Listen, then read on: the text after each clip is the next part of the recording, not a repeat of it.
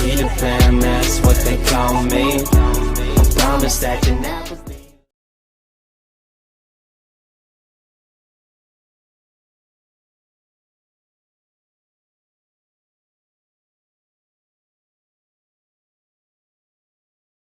Hello दोस्तों, good evening everybody. आप लोग कैसे हैं?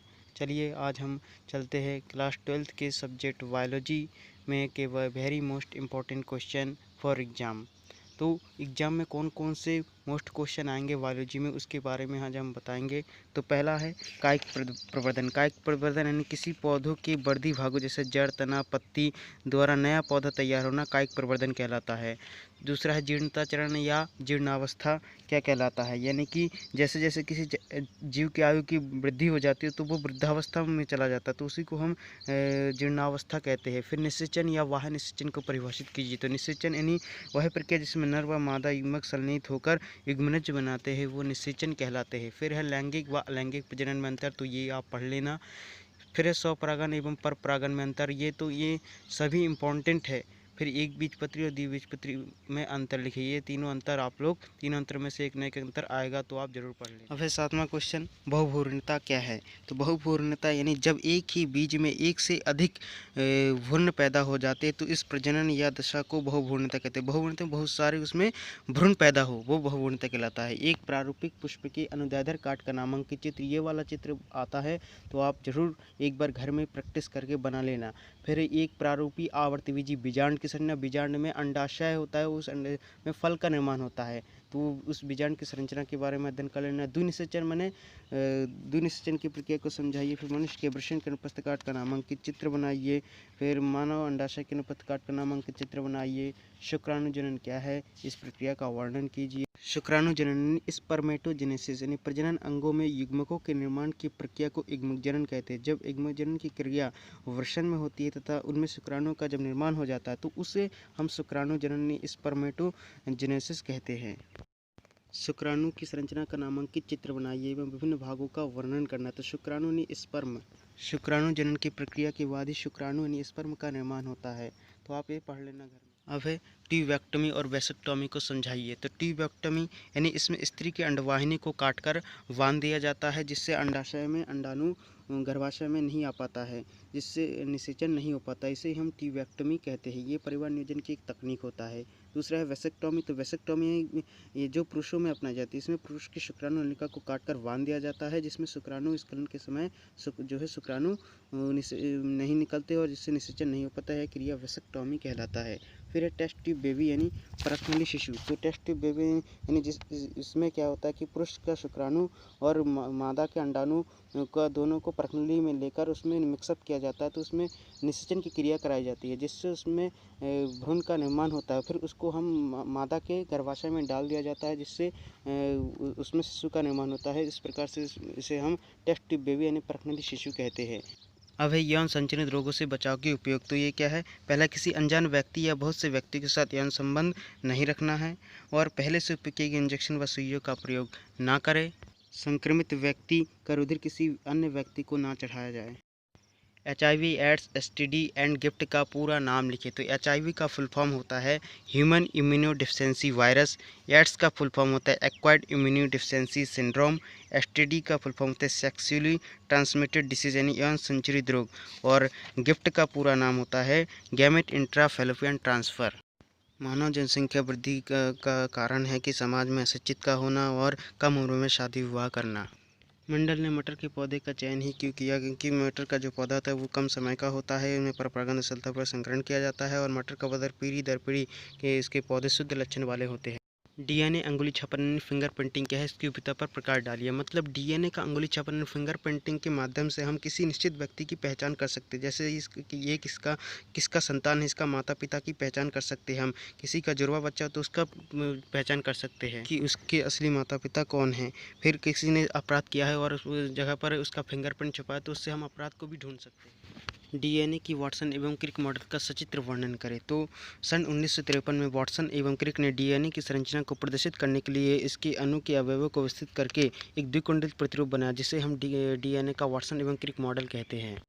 अनुलिपिकरण या प्रोटीन संश्लेषण व बहुरूपता को समझाइए। डीएनए और आरएनए में अंतर लिखिए। तो ये दोनों बहुत इंपॉर्टेंट है, पढ़ लेना। समजात अंग, समवर्ती अंग, आर्कियोप्टेरिक्स को परिभाषित कीजिए। जात अंग वे अंग जो रचना तथा उत्पत्ति में तो समान है लेकिन कार्य में भिन्न होते हैं, वो समजात अंग कहलाते हैं, जैसे चमगादड़ के पंख, मनुष्य के हाथ आदि। समवर्ती अंग वे अंग जिनकी रचना और उत्पत्ति में तो भिन्न हो लेकिन कार्य में समान होते हैं, वो समवर्ती अंग कहलाते हैं।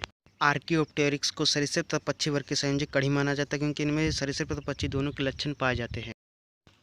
निम्नलिखित को परिभाषित कीजिए। प्रतिरोधकता, वैक्सीन, इंटरफेरॉन, टीकाकरण। प्रतिरोधकता यानी रोगों से लड़ने की क्षमता को ही हम प्रतिरोधकता कहते हैं। और वैक्सीन में ऐसे औषधि जिसमें किसी रोग के कमजोर रोगकारक जीव होते हैं तो उसका उपयोग रोग प्रतिरोधक क्षमता को बढ़ाने के लिए वैक्सीन का उपयोग, जैसे उदाहरण के लिए पोलियो वैक्सीन। इसी प्रकार से इंटरफेरॉन हमारी कोशिकाओं से बने ऐसे प्रोटीन जो विषाणुओं तथा कुछ दूसरे पदार्थों की कोशिका में प्रवेश करने से बनते हैं, इंटरफेरॉन कहलाते हैं। मतलब एक पदार्थ से दूसरी कोशिका में प्रवेश करता है, प्रवेश कर रहा है, इंटर कर रहा है, इस प्रकार से ये इंटरफेरॉन कहलाता है। अब एलर्जी क्या है, इसके कारणों को समझाते हैं। एलर्जी जब हमारे शरीर में कुछ अचानक ऐसा चीज़ प्रवेश कर जाता है जिससे हमारे शरीर में जलन, खुजली या दाने के रूप में दिखाने लेते हैं, इस प्रकार की इन सभी क्रियाओं को हम एलर्जी कहते हैं। तो कभी कभी ऐसा होता है कि कुछ चीज़ें खाने से हमारे शरीर में एलर्जी उत्पन्न हो जाती है ना, तो वो एलर्जी के कारण होता है कि हमारे शरीर में दाने दाने निकल आते हैं, खुजलाने लगता है, तो वो सब एलर्जी के कारण होता है। हमारे शरीर में रोग प्रतिरोधक क्षमता बहुत अधिक होने के कारण ही हमारी एलर्जी उत्पन्न होती है। तो कभी कभी इसमें रोग प्रतिरोधकता क्षमता बढ़ जाती है, इस कारण से ऐसा होता है। अब है कैंसर रोग के कारण और उसके रोग के लक्षण बताइए। तो इससे क्या होता है, कैंसर रोग ऐसा होता है कि जब कोशिका वजन में कोशिका वृद्धि असामान्य होती है तो इसके कारण ट्यूमर का निर्माण होता है, जिससे हम कैंसर कहते हैं। कैंसर में क्या होता है, असंगठित ऊतक वृद्धि की बीमारी है। मैंने इसमें जो अपने शरीर में जो ऊतक होते हैं वो उसकी वृद्धि हो, जैसे कभी कभी देखते हैं गले में फूल जाता है या कहीं कहीं पर फूल जाता है, तो वो कैंसर का कारण है। फिर एड्स क्या है, तो इसके फैलने के कारण लिखिए। एड्स जो है वो HIV वायरस के कारण फैलता है और इससे निम्न प्रकार से फैलता है। एक से अधिक स्त्रियों से सहवास करने से, संदूषित सीरीज का प्रयोग करने से, दूषित रक्त का आदान प्रदान करने से और कृत्रिम वीर्य सेचन तकनीक का उपयोग से। गर्भ के समय माता से बच्चे में भी ये आनुवंशिक रोग भी ये एड्स कहलाता है। मतलब कि जो एड्स है वो आनुवंशिक रोग भी, यानी अपने माता पिता को भी तो आपको भी ये रोग हो सकती है। व्यसन के प्रमुख कारणों का वर्णन कीजिए। व्यसन यानी छोटे बच्चों को नशे का आदत हो जाना। तो जैसे नशे का आदत होने का कारण यह है कि उत्सुकता होना, उसका उत्तेजना, अधिक कार्य की इच्छा रखना, सामाजिक दबाव, इस प्रकार से वो व्यसन के शिकार हो जाते हैं। किशोरों को यदि अल्कोहल और ड्रग की आदत यानी लत पड़ जाए तो वो उसको छोड़ने में बहुत कठिनाई होती है, इसलिए अल्कोहल और ड्रग का सेवन आप लोग ना करें। संक्षिप्त टिप्पणी लिखिए। प्रतिजैविक, टी कोशिका, मलेरिया और प्रतिरक्षात्मक तंत्र। तो प्रतिजैविक यानी ऐसी औषधियाँ जो बीमारी पैदा करने वाले सूक्ष्म जीवों को नष्ट कर देती है और उनकी वृद्धि को रोक देती है, तो ऐसी औषधि को प्रतिजैविक या एंटीबायोटिक के रूप में ये कार्य करती है। मधुमक्खी पालन से आप क्या समझते हैं, हमारे जीवन में इसका क्या महत्व है। तो मधुमक्खी पालन यानी शहद के उत्पादन के लिए मधुमक्खी के छत्तों का रख रखाव ही मधुमक्खी पालन अथवा मौन पालन कहलाता है। इसके महत्व है कि शहद उच्च पोषक महत्व का आहार होता है और औषधियों में भी इसका बहुत प्रयोग होता है। तक संवर्धन क्या है, इसके उद्देश्य लिखिए। तो ये बहुत ही इंपॉर्टेंट है, पढ़ लेना। कुक्कुटों के रानीखेत रोग के लक्षण, रोकथाम व उपचार लिखिए। कुक्कुट यानी मुर्गी। तो मुर्गियों में रानीखेत रोग होता है और रानीखेत रोग इस वायरस के कारण फैलता है। तो कुक्कुटों में मुर्गियों में श्वास लेने में तकलीफ होना और उसमें मुर्गियों का दस्त लग जाना, सिर, गर्दन तथा टांगों का लकवा मार जाना, मुर्गी को भूख नहीं लगना और वो कमज़ोर पड़ जाना, इस प्रकार के तमाम लक्षण दिखाई देते हैं। फिर है कृत्रिम गर्भाधान क्या होता है, तो उसका महत्व समझाइए। कृत्रिम गर्भाधान यानी कृत्रिम संकरण वह विधि होता है जिसमें नर के शुक्राणुओं को एकत्र कर मादा के जनन मार्ग में पहुंचा दिया जाता है, जो निषेचन के करके नई संतति का निर्माण करता है। इस प्रकार से ये कृत्रिम संकरण कहलाता है। फिर है खाद एवं जैव उर्वरक में 4 अंतर लिखिए। तो ये बहुत इंपॉर्टेंट है, पढ़ लेना। नाइट्रोजन स्थिरीकरण किसे कहते हैं, ये भी इंपॉर्टेंट है। फिर डीएनए और आरएनए में अंतर लिखिए। तो डीएनए डीऑक्सीराइबोन्यूक्लिक अम्ल और आरएनए राइबोन्यूक्लिक अम्ल, तो इन दोनों में अंतर लिख लेना। प्लाज्मिड क्या है, इसके प्रकार लिखिए। तो ये पढ़ लेना। फिर है यूजेनिक्स किसे कहते हैं, इसकी उपयोगिता लिखिए। यूजेनिक्स माने वह विधि होता है जिसके द्वारा भावी मानव पीढ़ी को आनुवंशिक आधार पर सुधारने का प्रयास किया जाता है, मतलब जेनेटिक सुधार।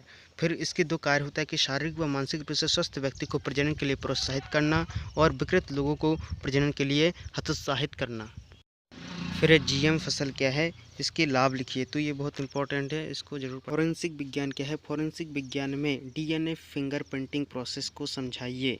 फॉरेंसिक विज्ञान के अंतर्गत अपराधों की विवेचना की जाती है। इससे क्या होता है कि डीएनए का सैंपल लेकर किसी भी अपराध को हम रोक सकते हैं और अपराध को पकड़ सकते हैं। जैसे हम किसी की रक्त मिला तो उसका रक्त, या उसका बाल मिला तो बाल का डीएनए टेस्ट करके हम किसी भी अपराध तक पहुंच सकते हैं। ये बहुत ही कारगर साबित हुआ है डीएनए फिंगरप्रिंटिंग के माध्यम से।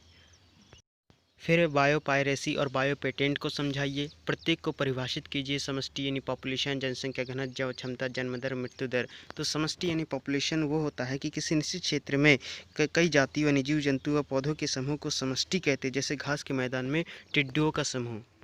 जन्म दर और मृत्यु दर। जन्म दर यानी इकाई समय में किसी जनसंख्या द्वारा उत्पन्न कुल नए सदस्यों की संख्या को जन्म दर कहते हैं, और मृत्यु दर इकाई समय में किसी समष्टि में मरने वाले जीवों की औसत संख्या को मृत्यु दर कहते हैं। फिर है समष्टि और समुदाय में क्या अंतर है। तो समष्टि और समुदाय में सिर्फ इतना अंतर कि समष्टि वह आबादी होता है जो एक ही प्रकार के जातियों जो एक विशेष क्षेत्र में रहते हैं, उन सभी समूहों को समष्टि कहते हैं। और समुदाय किसी विशेष क्षेत्र में विभिन्न प्रकार के पौधों और जंतुओं की समष्टियों को समुदाय कहते हैं। फिर है अपमार्जक और अपघटक में अंतर। तो अपमार्जक वे जीव होते हैं जो दूसरे जीवों के मृत शरीर को भोजन के रूप में ग्रहण करते हैं, जैसे गिद्ध अपमार्जक कहलाते हैं। और जबकि अपघटक वे जीव होते हैं जो मृत जीवों के शरीर को उनके अवयवों में विघटित कर देते हैं, जैसे जीवाणु एवं कवक।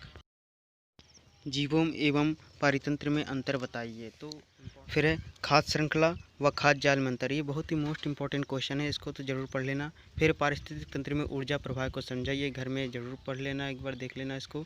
पारिस्थितिक तंत्र के घटकों की व्याख्या कीजिए। इसमें जीवीय घटक और अजीवीय घटक होता है। तो जीवीय घटक में उत्पादक, उपभोक्ता, प्राथमिक उपभोक्ता, द्वितीयक उपभोक्ता और तृतीयक उपभोक्ता और अपघटक होता है।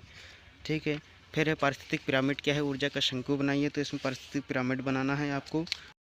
फिर पोषण स्तर क्या है समझाइए। पोषण स्तर यानी ट्रॉफिक लेवल। तो पारिस्थितिक तंत्र के सभी जैविकीय स्तर एक दूसरे पर निर्भर होते हैं, जिसके कारण पारिस्थितिक तंत्र में उत्पादक एवं उपभोक्ता के विन्यास के परिणामस्वरूप एक निश्चित क्रम उत्पादक से शुरू होकर उपभोक्ता के विभिन्न समूह के बीच खाया या खाया जाने की प्रक्रिया के कारण ही बनता है, जिसे पोषण स्तर कहते हैं। जैसे हरे पादप शाकाहारी जीव को खाएंगे, शाकाहारी जीव को मांसाहारी जीव खाएंगे, मांसाहारी जीव को सर्वाहारी जीव खाएंगे। तो इस प्रकार से ये पोषण स्तर कहलाता है।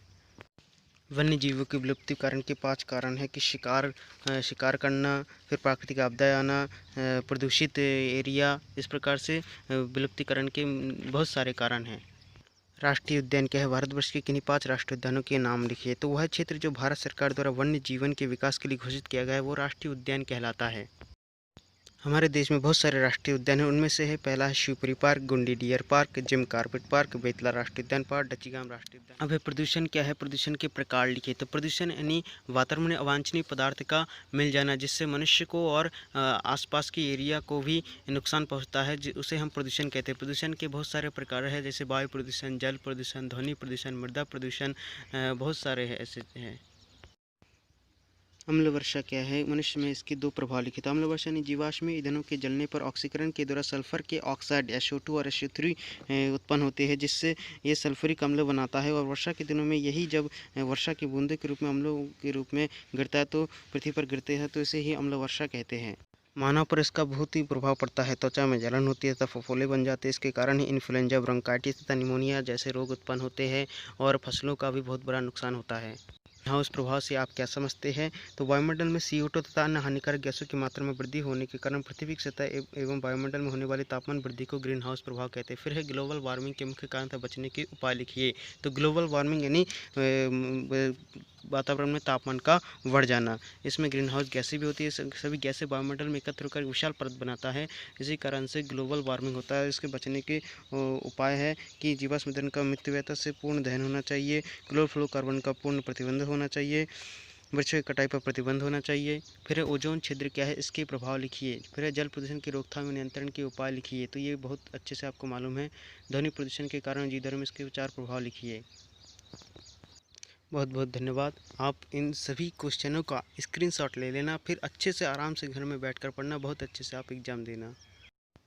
इन 60 क्वेश्चनों में आपको 90% तो ये आने की बहुत ही संभावना है, मैं ये कह सकता हूँ।